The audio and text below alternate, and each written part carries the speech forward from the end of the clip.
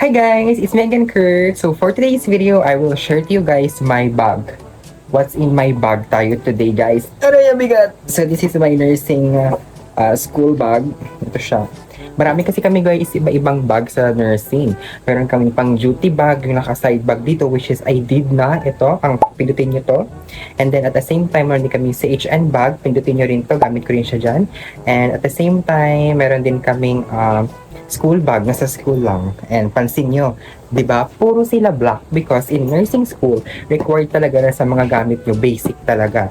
Including black backpack, black black na basta sa lahat ng gamit, as much as possible, kung nasa nursing school ka, bilhin mo is black kasi parang yun yung standard, yun yung basic, yun yung parang safe color sa mga gamit mo. Kunyari sa stethoscope, sa sphygmomanometer, sa pencil case, including pencil case namin guys, dito, color black din siya, may logo pa ng school. And yun, kasi yun talaga yung basic color sa lahat ng gamit sa nursing school. Bawal kang mag-vibrant color, bawal kang hikaw, tattoo, and all. Basta maraming bawal sa nursing school. So, as much as possible, kung ayaw mo mag-extend duty, ma-IR, ma-warning sleep, kasi yung mga warning sleep, IR, yung mga consequences na yan, makakadagdag siya ng duty hours mo. So, dagdag duty hours, syempre 8 hours and 12 hours lang duty namin, magkakaroon kami ng extension hours once bakasyon na. So, while yung iba nagbabakasyon kasi walang extension, kami magjo-duty dahil sa mga consequences na ginawa namin. So yeah, without further ado, let's get started on what's in my bag.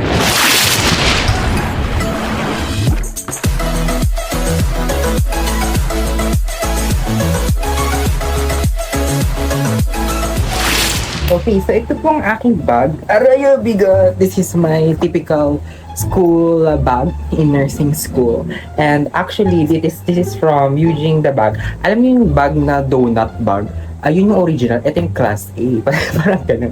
Siyempre, maganda kasi siya tingnan guys, di ba? Actually, maganda yung donut. Same sila ng physics. Nag-iba lang sa dito. So, okay na yan guys. Nabili ko lang to siya online actually. Binili ko siya kay Cristel.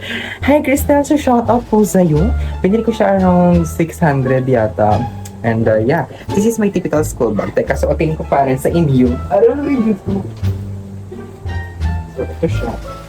Ito yan siya. Ganyan yan siya guys, di ba? Ang ganda. Kasya dito guys yung 16-inch ko ng laptop. Actually, nasa loob siya guys. Ano siya? Di ba? Ganyan siya. Ayan. Ganyan ang laman na. Ganyan ako sa school. Ganyan talaga tayo mag-god. Aray, Diyos ko bigat. Mabigat kasi talaga dito sa mga bag namin sa nursing school. Lalo na yung duty bag.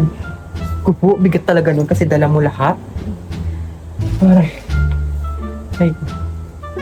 Wait lang. Hingang malalim. What yun? Ay, yun. Ganun siya guys kalaki. At the same time, kapag pumasok na tayo sa loob ng ating bag, syempre, nakalimutan ko pang ipasok yung aking wallet. So, saan ba tayo mauuna? This is my bag. Actually, it's black kasi yun yung required sa nursing school. Lahat actually ng gamit nyo dapat sa nursing school, naka-basic color. White, black, pero mostly black. Sa payong namin dito, black siya. Pencil case ko, black. Ano pa ba? Yung Camaro duty namin na side bag na ganun, black, which is andito. Nalagay ko siya dyan. Yung CHN bag din namin sa community, yung ginaganon-ganon namin, ilalagay ko rin siya dito. Ganun yung mga bag namin usually, lahat ng gamit black. Kasi yun ang required. Kasi kapag hindi ka sumunod sa mga kasunduan ng nursing school, ikay mabibigyan ng isang karangalan. Mabibigyan ka ng warning sleep, ng IR, and kapag nakatanggap ka ng mga ganong bagay, isa lang ang meaning nun. Magkakaroon ka ng extension duty. Ang extension duty, parang nagre-report. Ang extension duty yan siya guys. Depende sa hours o depende sa mga na-compile mo, depende sa mga na-collect mong warning sleep and mga kontrata na iyong na hindi na isakatuparan at hindi ka sumunod. Late absent, kulang yung mga gamit, walang label, ganun. And magka-extension duty ka, babayaran mo rin siya. Aside sa may duty ka ngayong school year, ngayong December, and kapag nagbakasyon na kayo, yung ibang walang mga consequences kasi babait na students, sila'y magbabakasyon. Pero ikaw na may extension duty, dahil makulit ka at ikay napaka very good, magkakaroon ka ng duty kahit bakasyon na. Pero mostly wala naman kaming bakasyon kasi palagi kaming may pasok sa, actually parang tri-sem yung sa amin. Ano siya, first sem, second sem, mid-year. So, ibig sabihin may klase kami kahit summer. Halika na, let's proceed na sa ating bag. So, itong aking bag, this is using the bag, it's backpack. Cute siya kasi diba, typical, basic lang. So, dito tayo sa side first. I have the here ballpen, yung mga easy access ballpen, red ballpen, of course, may pangalan. Kasi kung wala, extension Judy. Black ballpen, Faber-Castell, and this is pencil din. Paano ba itong, ewan ko basta.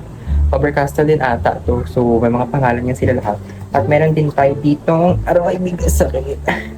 City eraser. Diba? Yung mga nilalagay ko dito na side, yung mga easy access, lalo na sa mga maraming pipirmahan ng attendance, yung mga madaling makuha ba? So, dito ko sila nilalagay. Red ballpen, black ballpen, lapis, at eraser. Diba? So, dito is ang payong din. Color black din siya. Lahat nga ng gamit namin is black. And dapat may pangalan. Diba? Lahat yan may pangalan, guys. Kasi kung wala, extension duty. So, black din siya, guys. Dito ko siya nalagay para pag umuulan, diba? Ganun na lang. So, let's proceed. So, parang hirap. Parang wala akong patok. Sige, hayaan na natin. So, proceed tayo sa unang laman ng bag. So, pag inopen mo siya, dito na lang siguro sa bulsa muna. So, ito siya. Design lang tong dalawang to. Yung parang belt. So, pag binuksan mo siya, meron ako dito. Sabi ko kayo na lahat ng gamit black. Tapos ito, ano to? Violet. Pero suklay. Siyempre, kailangan natin ayos-ayos, diba? Lalo na sa nursing, kailangan neat and clean. So, next is my power bank. Ilang percent na ba to siya? Galing pa to sa duty. 64%. So, may pangalan din siya, guys, dito sa may gilid. Ayan siya. So, matagal na to siya sa akin, guys. Worth it, bili ko dito. Mga ano to, 1.3. Worth it to, guys. Matagal siya malobat, pero mabilis siyang ma-charge sa mga cellphone. Mabilis din to siyang ma-charge, pero matagal siyang malobat. Diba? So, meron din ako dito. School ID, of course. Aking school. Ito yung sabi ko sa inyo kanina na aking school. Kung napanood yun ang aking what's in my wallet, siguro ilalagay ko lang siya dyan sa taas kung anong maunang ma-upload. What's in my wallet ba? What's in my bag? What's in my iPad? Kung ano man dyan. Ito ang aking picture sa aking ID. Fresh, no? So, meron din ako ditong, may basura pa, guys. So, hello. Tissue, of course. Siyempre, kada bag ko, meron akong tissue and wipes. No, may mga ganyan akong gamit. Ano yung tumutunog-tunog? Tubig ko pala. So, balik na natin siya dyan, guys. Kasi, kailangan maayos, diba? Hindi naman pwedeng magulo-gulo yung gamit mo dyan, guys. So, kapag inopen mo siya, dito tayo sa pinaka-main door. Main door. Hindi gusto ko sa bag, dalawang bulsa lang, tapos ganun, may sa gilid, ganun.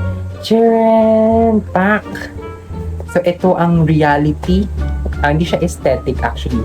Ito ang reality what's in my school backpack as a nursing student. Ito yung mga typical na dinadala namin. And actually tayo, same tayo, college na tayo. Yellow pad na lang, di ba? Yellow pad na lang dinadala natin. So first is, kung makikita nyo dito, ayan. Dito muna tayo sa mabibigat. I have here my wallet. So gumawa din ako ng video dito, what's in my wallet. So tingnan nyo lang dyan sa taas kung ano man urang ma-upload. So feel ko what's in my wallet naman. So ito siya. Next is isang notebook. Isang notebook na lang, guys. Siyempre, college tayo, di ba? Isang notebook na lang, guys. And actually, di ko pa ito ginagamit. Kasi journal notebook ko to siya, guys, eh. Journal notebook ko yan siya, guys. This 2026. So, parang diary, ganun. Sinusulat ko lang at naglalagay lang ako ng mga pictures. Gagawin ko ito ng video once on December 2026. Kasi ito yung magiging portal ko throughout 2026. May pictures, may handwritten moments, ganun. So, college student, isa lang notebook, di ba? Ito kasi, guys, meron akong isang notebook dito kasi ito yung scrap notebook ko. Ito ating scrub notebook, kapag sinabing scrub, dito yung mga cases na na-handle mo, DR, OR, mga na-operahan ko, ganun ko. Basta sa duty, so dito ko nilalagay ko anong case, yung initials ng patient, procedure na na-perform ko, so dito. Kasi kailangan yun once mag-graduate kami sa CHED. So kailangan namin makatatlong paanak, tatlong baby care or newborn care. Kami yung magkukupit ng puso, ganun. Kami rin yung mag-opera at kami rin yung magpe-prepare ng mga instruments, ganun. So, graduate na kami dyan, guys. So, pirmahan na lang na kaya natin. Diba? So, I have here my aray, bigat! Pili ko ito ng papabigat sa bag ko. Tubigan ng bayan. So, bukod sa ako ang umiinom, iniinuman din siya. So, diba? May water bottle. Iba to kung ilang ounce to. Aray, bigat. Next is, of course, my iPad. So, gagawin ako siguro dito ng what's in my iPad Air 2. So, yan siya, guys. So, gagawa ako ng separate video kung ano. Dinadala ko to, guys, kasi as a college student, lahat ng notes natin nasa online na or digital, PowerPoint, book. Usually, e-book talaga ginagamit sa nursing school. So, ito na lang yung ginagamit ko kapag medical surgical, ganon, drug handbook, but basta gamit na siya, guys, sa nursing school kasi digital na kayo. PowerPoint mostly sa lectures. So, ganon. And I have here my clear book. Ito, clear book, dinadala ko siya ngayon. Pero hindi ko talaga to dinadala. Nandito lang siya sa bag ko kasi kailangan to. Ito yung nga sabi ko, kasi andito lahat ng PRS or yung mga procedure na na-perform ko, napipirmahan ng mga CI, ganun. Ito, ganyan yan sila. Magkasama yan sila ngayon kasi pirmahanan ng mga case. So, kailangan natin nag-graduate, napoprocess na tayo ng papers. Pero usually, hindi ko to siya dala.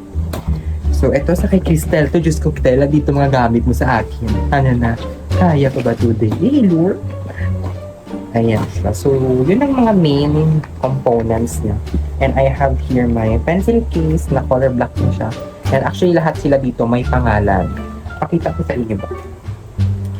Kasama kasi siya, guys, sa Kamaru bag. So, yan, may mga ball pen dito, gano'n, balyata curd. Itong pilot, ginagamit ko lang siya kung kailangan. Kasi bawal kami gumamit ng sign pen. Siguro ginagamit ko to sa school, pwede. Pero kung sa duty, bawal. Kasi nag-chart kami sa pasyente na patient's chart. So, kailangan ballpoint. Alam niyo yung ballpoint? Yung parang ito, yung ganito.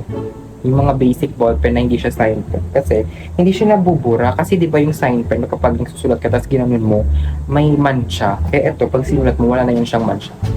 Pero, parang ganun yung point. Basta hindi pwedeng sign pen sa nursing school. Tapos, glue and all. Ayan ang aking pencil case. And next is, of course, ang aking mahiwagang clipboard. Ito, tsaka ito mostly kung dinadala sa school. So, lalo na yung yellow pad, yun talagang aking ginagamit sa school na talaga. So, parents permit, ganun. Actually, yellow pad na lang talaga ang dala ko as a college student. And kung college student ka or entering college student, sinasabi ko sa'yo, yellow pad, okay na yan sa college, kahit huwag ka na mag-notebook. Kung pinarequire kayo, bumili ka, pero kung ikaw yung regular lang na gusto mo lang mag-college at makapagtapos, yellow pad will save you. Ganun siya, guys. So, ayan, ganun yan akong gamit. Ito talaga yung ginadala ko. Kahit mag-rounds, hospital, and all, dala-dala ko talaga itong clipboard kasi andito lahat ng mahiwagang papel. And, salamat naman at tapos na tayo. Ang aking laptop. Paragoy! Kaya ko itong laptop ko na to, tsaka yung tubigan, yung nagpapabigat. Kasi bukod sa 16-inch to kasi siya, guys. O, diba? Kasyang-kasya siya, guys, sa bag ko na to. Hindi mo inakala, no?